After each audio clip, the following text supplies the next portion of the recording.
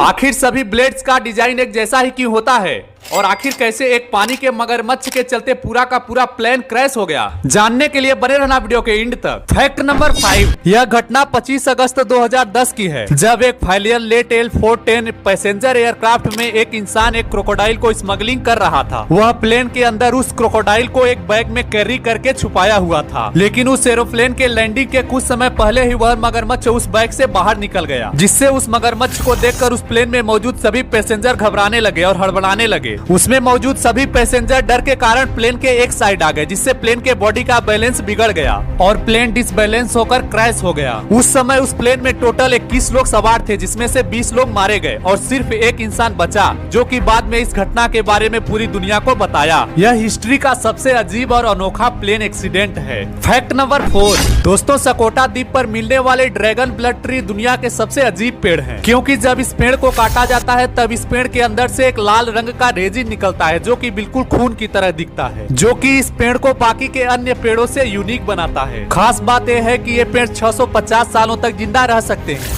इस पेड़ की ऊंचाई 33 से 39 फीट तक होती है। ये पेड़ गर्म वातावरण में अच्छे से पनपते हैं। इन पेड़ों को कुदरत के करिश्मे का एक नमूना भी कहते हैं। इस पेड़ का ड्रैगन ब्लड ट्री नाम होने की मुख्य वजह इसके छाले से निकलने वाला लाल रंग का रेजिन है। वहाँ के स्थानीय लोग इस रेजिन को बुखार से लेकर अल्सर की दवा तक मानते हैं और उनका यहाँ तक कहना है कि इस रेजिन में जादुई शक्तियाँ भी बताई जाती हैं।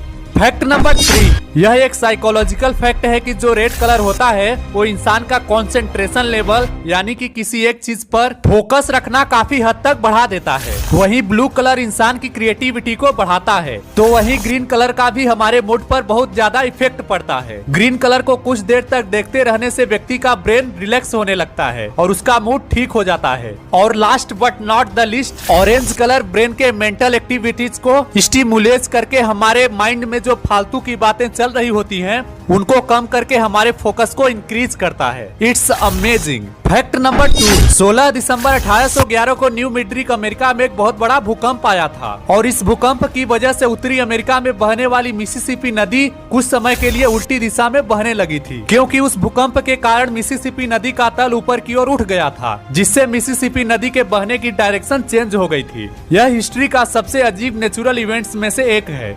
फैक्ट नंबर 1, दोस्तों शेविंग करने से लेकर हेयर कटिंग तक में ब्लेड्स का यूज किया जाता है, लेकिन क्या आपने इस बात पर गौर किया है कि आखिर सभी ब्लेड्स एक ही तरह के सेम शेप और डिजाइन में क्यों बनाए जाते हैं? ब्लेड्स बनाने की कई कंपनियां हैं, वे चाहे तो इसे अलग अलग डिजाइन में भी बना सकती हैं, लेकिन वे सभी सेम शेप में ही ब्लेड्स को बनाती हैं। लेकिन ऐसा क्यों? इसका कारण है जिलेट कंपनी। दरअसल 1901 में सबसे पहले जिलेट कंपनी ने अपना रेजर और ब्लेड लॉन्च किया था। जिलेट कंपनी ने जब अपना रेजर बनाया तो ब्लेड को रेजर के अकॉर्डिंग शेप में बनाया गया ताकि ब्लेड रेजर में सही से फिट हो सके। उस समय ब्लेड्स को रेजर में बोल्ट के सहारे फिट किया जाता था, जिसकी वजह से ब्लेड्स के बीच में इस तरह का कट ऑफ बनाया गया। लेकिन बात यहीं पर खत्म नहीं होती। जब जिलेट कंपनी ने अपना रेजर और ब्लेड लॉन्च किया तो उन्होंने 25 साल के लिए ब्लेड का पेटेंट बनवा लिया।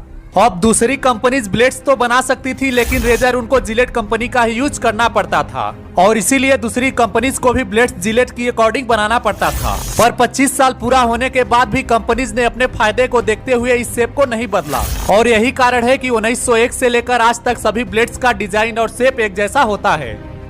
यदि वीडियो इन्फॉर्मेटिव लगी तो वीडियो को लाइक करना और ऐसे ही यूनिक और अमेजिंग फैक्ट्स को जानने के लिए चैनल को सब्सक्राइब करके बगल वाले बेल आइकन को दबाना मत भूलना और हाँ, अपने दोस्तों के साथ शेयर जरूर करना।